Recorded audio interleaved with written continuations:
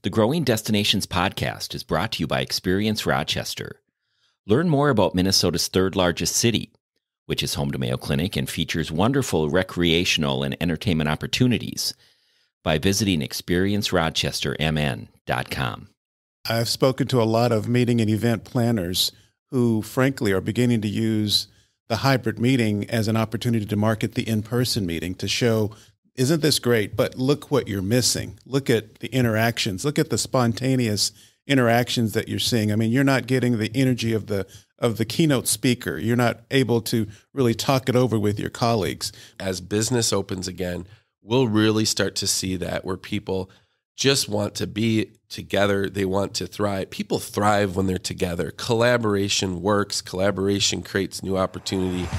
Welcome to the Growing Destinations podcast, where we take a deep dive into destination development and focus on a wide range of topics, from tourism and entertainment to economic development and entrepreneurism, and much more. I'm your host, Bill Von Bank. The tourism and hospitality industry has been devastated by the coronavirus pandemic, but there are signs of a recovery. My guests today are two leaders in the tourism industry who sit down with me for a conversation on the impact of the pandemic, the current state of affairs, and why they are bullish on the road ahead. Joining me are Melvin Tennant, President and CEO of Meet Minneapolis, and Joe Ward, President of Experience Rochester, Minnesota. Melvin Tennant, Joe Ward, welcome to the launch episode of the Growing Destinations podcast. Thank you for having me. I'm looking forward to being a part of this conversation. Thanks, Bill. Happy to join today's conversation. Melvin, let's start with you. Can you share with us your career path and what brought you to Minneapolis? I found myself in the whole discipline of destination marketing accidentally. I was a college student in Houston, Texas at Rice University, and literally found a part-time job at the Houston Convention and Visitors Council is what it was called at that time. And by the time I graduated, they liked me, I liked the work, and I stayed there for about 7 years and then moved to several other places and began my career in leadership in heading up Convention and Visitors Bureaus in Oakland, California, then in Charlotte, North Carolina, San Antonio, Texas, and now in Minneapolis. How long have you been in Minneapolis? Coming up on 15 years. Wow, congratulations. Thank you. It's gone very quickly. A lot has happened during that period of time. Joe, share with us your career path and what brought you to Rochester, Minnesota. Well, I'm a native of Western New York, and growing up in that area, I was able to get a job as a young college student, just heading off to college at an amusement park and in the food service division, and ultimately was going to school for public relations and marketing, and ended up getting involved in some of the special events and larger events at the Six Flags Park back there, and then got into public relations leadership. And somewhere along the way, it just occurred to me that hospitality, event management, and marketing and public relations really had a great mix. I went and visited Charlottesville, Virginia, and a friend of mine who was with me at some point in the trip said, "You should work for the local Chamber of Commerce," which to him meant Convention and Visitors Bureau. I really loved the city and put that on my radar, and it turns out about 2 months later there was a job with the Convention and Visitors Bureau in Charlottesville, and so I started there. And as you know, Melvin said, ultimately it led to leadership. So I started a very, very small Convention and Visitors Bureau in Orange County, Virginia. I went to Longmont, Colorado, St. Charles, Missouri for 5 years, and now in Rochester for just about 3 years. You both are leaders in the destination marketing field. You both represent two of Minnesota's largest cities. Melvin, Minneapolis, the largest city in Minnesota. Joe, Rochester, third largest. Both convention cities as well. And you both have guided your organizations through a pandemic that has devastated the tourism and hospitality industry. We are now 2 years into the pandemic, and I'm sure you both have learned many lessons along the way. And I'm curious to hear some insights as we look forward. Melvin, let's start with you. It's hard to believe that it's already been 2 years going into year 3 of the pandemic and all of the adjustments that we had to make literally on the fly. One of the key lessons I've learned is the communication component. When you're not able to be with people face to face, you have to take every opportunity you can to keep everybody in the loop, because the worst thing that could happen, in my view, is to have a staff person being asked a question about the organization and have them say, I didn't know that. So we really tried to over-communicate and make those commitments to our team early on. And we were very, very transparent with all of the things that were happening. Unfortunately, we had a few furloughs and then followed that by layoffs. But every step of the way, we were very, very transparent. We made sure that we provided rationale for all the decisions we made and did everything we could to provide comfort and support to our team, particularly on the emotional health side. I could speak on that for a long time, but we really had to keep up with how everybody was doing emotionally. So the communication was really key. Joe, some lessons learned? Well, I think one of the main lessons is to always be ready for change and to embrace change when it comes. And I know myself, I have a real passion for trying to make sure our organization aligns with the community that we're in. And we were going through a major transition as an organization, as I had only been in Rochester for 6 months. And so the organization was taking on the responsibility of running the Convention and Visitors Bureau. And I've always been known, I guess, in my jobs as a bit of a change agent. And some people would probably look back now that used to work with me and kind of laugh that I had to go through quite as much change on this side, because really it was like trying to hit curveballs every single day, multiple times a day for many months. But I think the reality was for us, and the way I really looked at it, was how can we help and serve the community? And so within 48 hours of being closed by the state, understandably, we were able to reopen in conjunction with the county as well as the city for a day and night shelter for the homeless in Rochester. And I think for us, it was a way to reach out, to use our facility in the right way and still be able to use the skill set that we had. And that was the start of many things that we tried to really do to show, that we understood where the community is, and try to put a good service to the facility that we had and show the empathy and the real desire to help that's on our team. Joe, you were 6 months into your new role as president of Experience Rochester in the Mayo Civic Center when the pandemic hit. So any vision you had for the organization had to take the back seat to the realities you were about to face. Can you walk through the early days of the pandemic and an empty convention center? Yeah, well, one of the things that was really, really difficult for me to settle with was, and Melvin alluded to layoffs and furloughs ultimately leading to layoffs. And we had just gone through this transition where people were worried about their future prior to the pandemic, because there was an understanding that not everybody was going to have a position once I arrived and kind of evaluated the staff and made some changes. So I vividly remember having a meeting with the team and saying that, after these decisions were made about, who is going to go, this is like, let's say in February of 2020, and saying that there's not another shoe to drop, that you can all feel comfortable that this is the team we're going forward with. And within a month, I was furloughing some of those same people because the shoe that dropped was COVID. And that was really hard for me because, I really pride myself on my word. It's one thing that when I make a commitment to somebody, I'm going to back it up. And I just feel like that was difficult, but I'm glad that, our team worked with us, and many of those members, I would say 99% of those folks are back with us now. When the executive order came at the state level that shuttered restaurants, bars, and other businesses, both of your organizations mobilized with campaigns to encourage residents in your cities to help. Melvin, can you explain the We Need Us campaign for Minneapolis? It was a wonderful campaign that we developed in conjunction with Carmichael Lynch Relate, a locally based but nationally known communications and marketing firm. And it was designed to help us augment or offset the business that many of our local businesses were receiving, because now the executive order had come about and people weren't really comfortable moving about. So we developed that campaign, and it was really designed to support local businesses that maybe you didn't really know before. So basically, get to know your own town, maybe explore new neighborhoods that you had not, even though you lived in the metro area, maybe explore some new neighborhoods that had some new dining experiences that then you could hopefully continue to patronize once the pandemic is over. And boy, we thought the pandemic would be over by now, even though it's didn't we? It's not.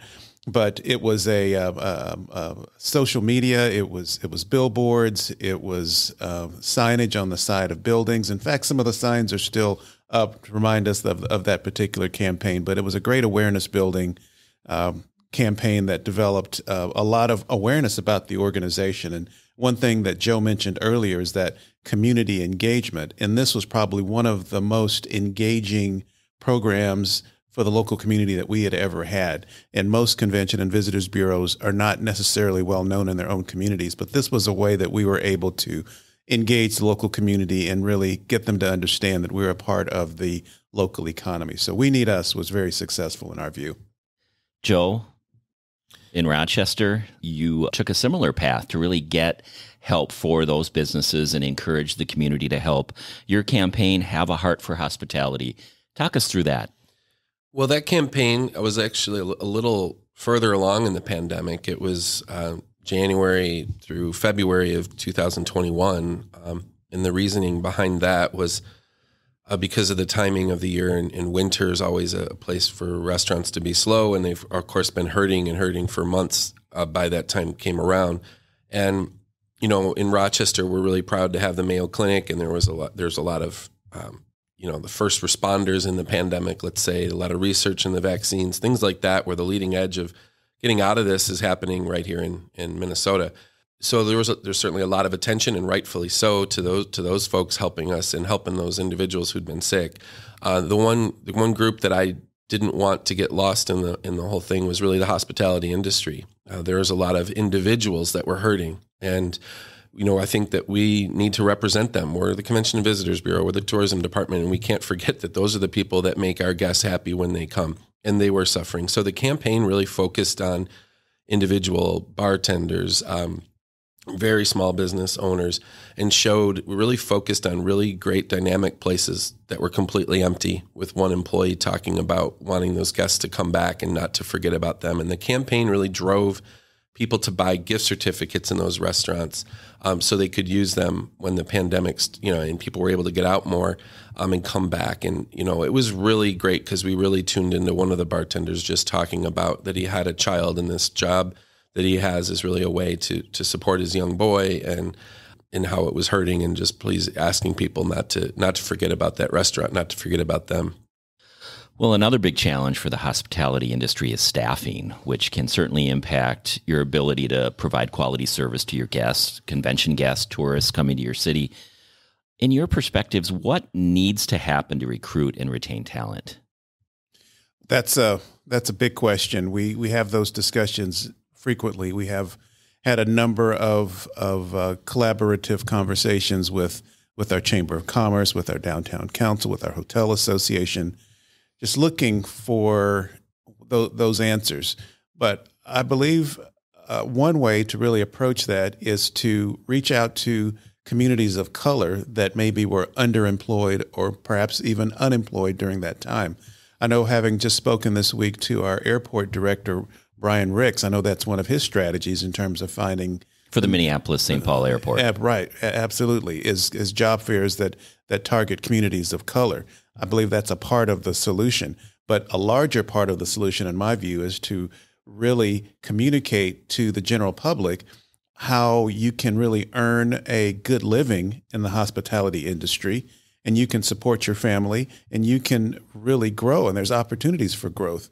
There are any number of examples, even in our local lodging industry, of folks that started as bellmen or started as servers and have advanced to leadership positions in their respective companies. So we need to do a better job of storytelling about the value of the industry, because so many other organizations try to tell that story for us and talk about it as being dead-end jobs, low-paying hamburger flippers.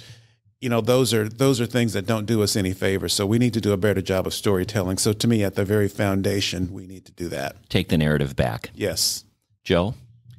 Well, it is a question that's very, very difficult to answer, because I think we're working through the answer right now. And, I agree almost wholeheartedly with Melvin, really, about communities of color. But also, I think we need to look maybe a little bit at the some of the culture of the hospitality industry or the event industry, which was known and takes a lot of pride in people working 90 hours a week and working every possible event. And I think that needs to change a little bit. I think we need to realize that people do want and need balance. I mean, that's one great thing that's come out of COVID is people to realize that there's a balance in life to spend more time with their families. Now that creates a challenge on these organizations then to figure out, okay, well, if we're going to provide that, we need more people. It's going to cost more, things like that. But I do think that that's an area that we need to go. And as far as the communication about the careers, that's dead on as well. I mean, I started, like I said, I started in food service, flipping dough at a amusement park, and all these years later, I'm still in the same industry. We need to just, show the fun of the industry, but also the camaraderie and the passion that's in the people, because it's a great group of people to work with as well.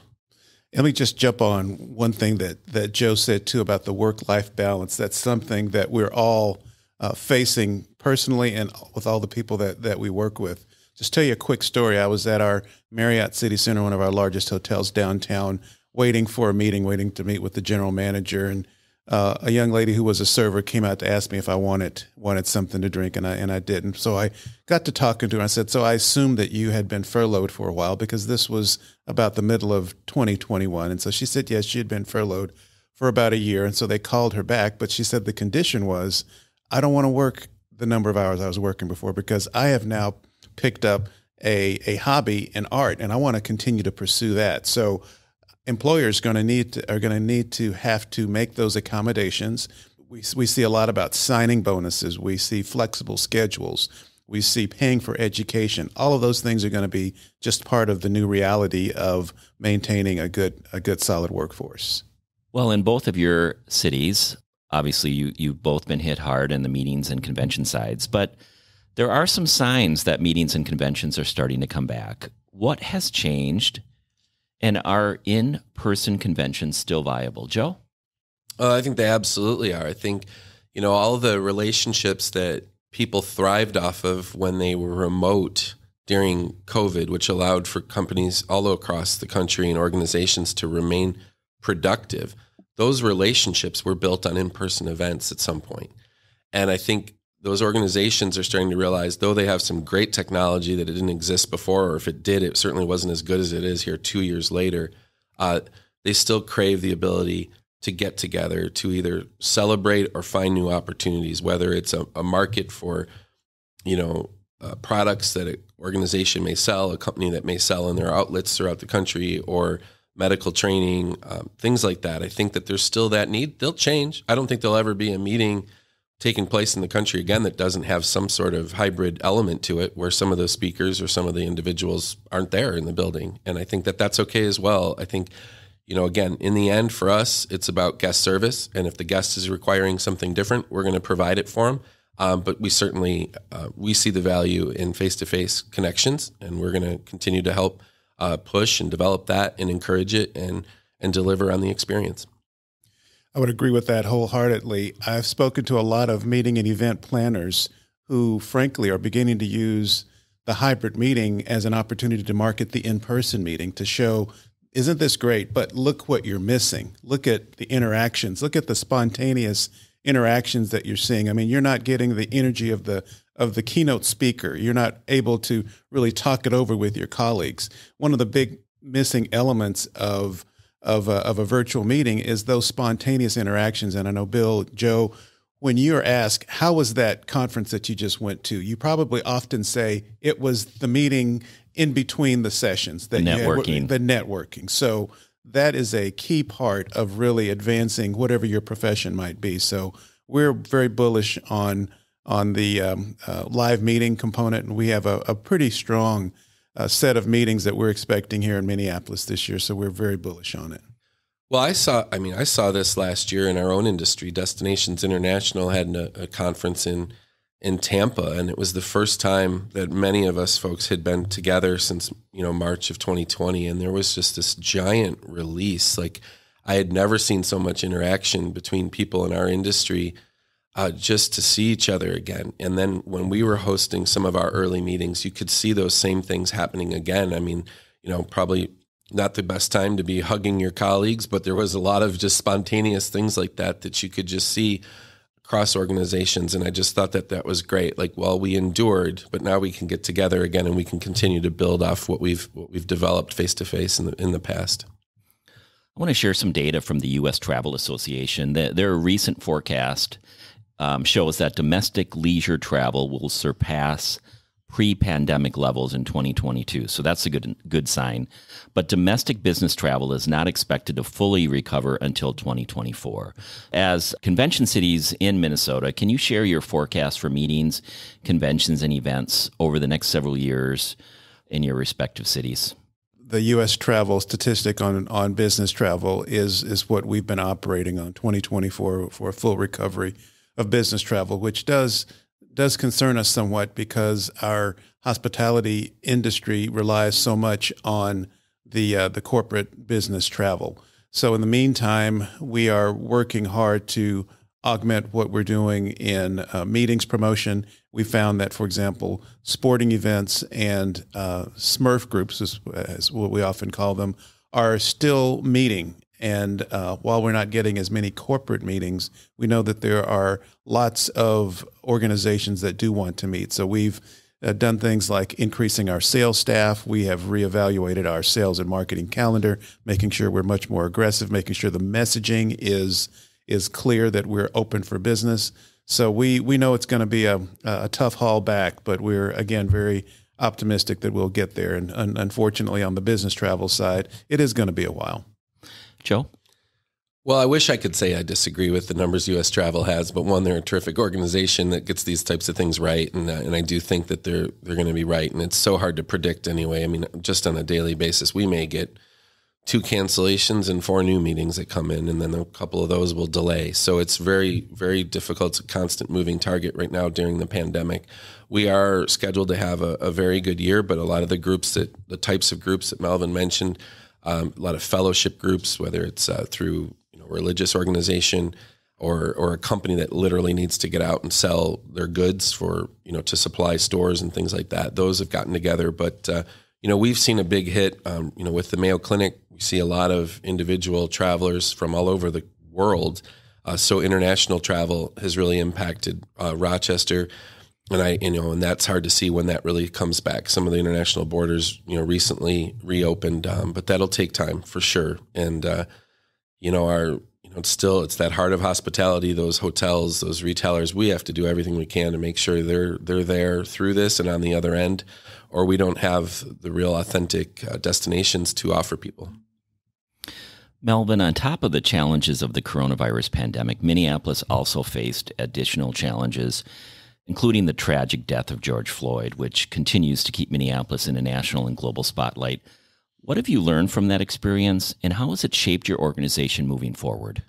Well, I'll just tell you a quick story on that very, very sad day, May 25th, 2020, when George Floyd was killed.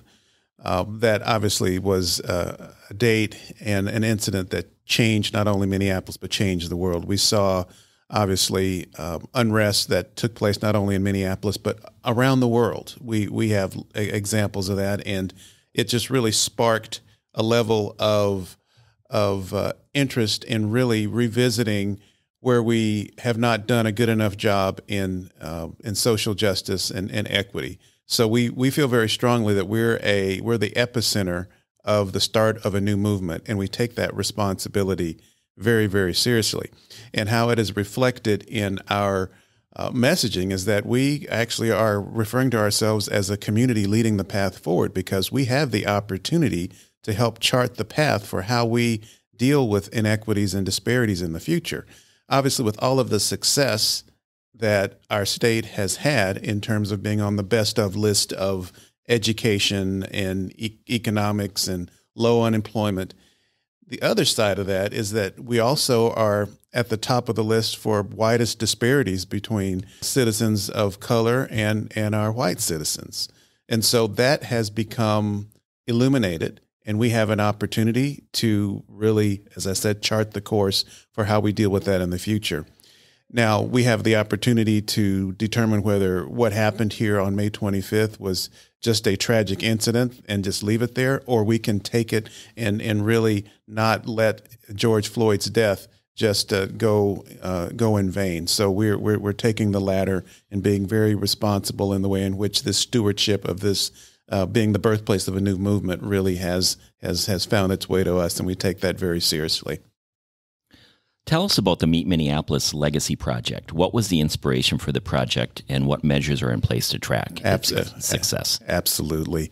So again, May 25th was when George Floyd was killed. The following Monday, we were having at that point our virtual Monday morning virtual stand-up meeting of our staff, which we do every Monday morning. And that particular Monday morning, following George Floyd's death, we knew that nobody wanted to hear reports from different departments. Everybody wanted to have an opportunity to share what was on their mind. And so what would normally have been a 30-minute meeting, we allowed anybody who wanted to share what was on their heart, how that particular incident impacted them, to share. And so that meeting went on for over 2 hours, and nobody dropped off the call because it was a very emotional time for all of us. And so as a result of expressing all of those emotions, organically, the Meet Minneapolis Legacy Project began to try to harness those emotions. How can we as a team really make a difference? And how can we lead our hospitality industry and the community at large to do the same? So that's how that started.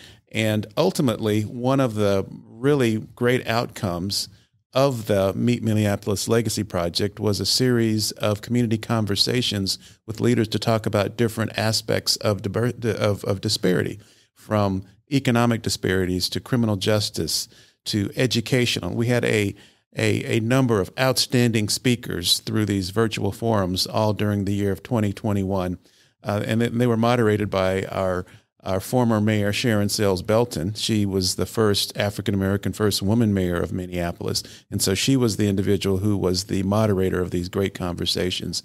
And we had just wonderful responses to those.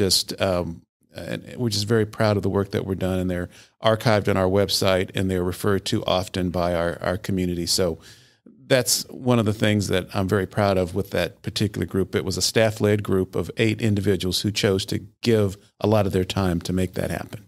Fascinating work. Joe, you often talk about the importance of the word civic in the Mayo Civic Center. Explain that. Anytime you have a facility like convention center. A few years before my arrival, there was an $84 million expansion done, and those dollars are paid for by the citizens. Those are tax dollars that are invested, and so you have to have a facility, I believe, that has elements of it that reflect the community. And so the Mayo Civic Center, we always hear, well, you should change the name to convention, and maybe we'll add convention in there at some point, like the Mayo Civic and Convention Center, or vice versa, but I think the thing is you can't forget the community that you're from. We really need to understand in our industry. I think there's a lot of people across the country now that truly understand this, that you have to have relationships outside those walls. Our industry is so proud, and we do a really great job of talking to people from other places and bragging about our cities. And we're sort of the always sunny and always Saturday departments. Everything's always great. Over the last couple of years, there's been some things that aren't so great, and that's okay to acknowledge those as well. We're all terrific storytellers, and so I think for us to get out and do things, just quickly, I mentioned the homeless shelter. We also worked with the Boys and Girls Club and 10 other charities to do distance learning in our building. We worked with the state and did, I believe, 15,000 vaccinations in the building as well during the pandemic. And those are things to kind of understand where the community is and meet them there and say, come on in. And then we also worked with a young Asian woman on creating an event based on an Asian night market. This year, we made access for the building almost free for her to be able to have this event, and really bring out people from the Asian and Pacific communities throughout the world, of those folks that are in Rochester, to sell their wares, to sell their food, and to celebrate. And those types of things are what we can do with what we do best, but also help the community and help move it forward. And that's just something that I think we need to do, but also me personally, it comes from the heart. That's the stuff that makes me want to come to work every day. I absolutely love it. Melvin, at the start of the new year, Minneapolis hosted the NHL Winter Classic outside Target Field on a really cold day in front of nearly 39,000 hardy fans. Minneapolis is also home to the 2022 Women's NCAA Final Four. Is it fair to say events are back in Minneapolis? Yes, absolutely. I'll even take you back to last August. Our first major citywide convention for a long, long time was the American Specialty Toy Retailers Association. That was in early August at our convention center. And from talking to the head of that organization, they exceeded their expectations. Obviously, their expectations were lowered because of the pandemic, but they exceeded their attendance and they exceeded their exhibit space that was sold. But getting back to the Winter Classic, it was a great night. I was there. Yes, it was cold, but it was an outstanding event, and I certainly want to applaud both the Minnesota Wild and the Minnesota Twins who collaborated on that because it was at Target Field. Women's Final Four is less than 60 days out, and we are excited. A lot of us are involved in various aspects of that planning. We had the opportunity to have hosted a men's Final Four in 2019, so we've got some of the same players in place. Other great events are scheduled for the year. We've got the Craft Brewers Conference also coming this summer, USA Fencing 2022 National Championship, a great industry convention for the airport. Airport Councils International is coming this year. So, yes, we're very excited. And to go back to a previous subject, the workforce issue, we're working hard to make sure that we have the proper number of people in place to make sure that we're able to keep the promises that we've made to these visitors and to these event planners. Joe, you started the new year with the citywide convention. First week in January. That's somewhat unheard of. It is unheard of. I think it'd be hard maybe to get an organization that's based in Florida to come do it, but this was an organization that was based in the Midwest. And so again, you have to listen to your audience and look and realize who's out there needing to meet and who's not afraid of Minnesota in January. And, maybe that's why a Buffalo guy comes to end up at a CVB in Minnesota, is I know what the weather's like, and I know when people embrace it, at events like the Winter Classic, that's phenomenal. And so I think, for us, I will say that this January is going to be busier than any of our pre-pandemic years. It's the busiest January in Rochester from the convention center standpoint in history. And, I wish I could say the entire rest of the year is going to be the same way. It's going to be a great year, I think. But we had a ways to go up anyway when I started. But very excited to see that. And I think you just have to realize and pay attention to what assets can you sell. I do, if I could, for a second, I just want to talk a little bit about, Melvin mentions these great events. I visited Minnesota, through Minneapolis, only twice before I moved here, and both were for conferences in Minneapolis. The state of Minnesota is better when Minneapolis is better, and when St. Paul and our other city partners are better. I was welcomed here through those conferences with terrific hospitality to see the liveliness of the city. And when the job opened up and I saw it in Rochester, Minnesota, I was like, well, I'll be so close to the Twin Cities. I'll also be around that Minnesota spirit.